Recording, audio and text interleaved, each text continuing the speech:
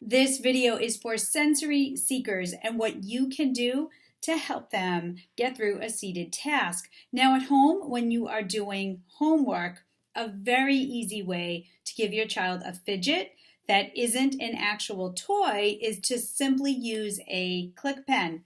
Click pens are great because kids can fidget with them just like this, and they actually are not toys. So they're not as distracting as some other items may actually be. It allows your child to take a quick break from writing to just fidget a little bit, or while they're thinking they may want to play with the pen cap.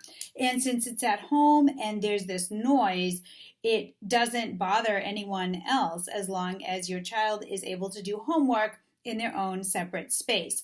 So consider giving your child a click pen for home and homework, and remember that sensory feedback and fidgeting does help to increase focus. So this tool may come in handy for that as well. Give it a try.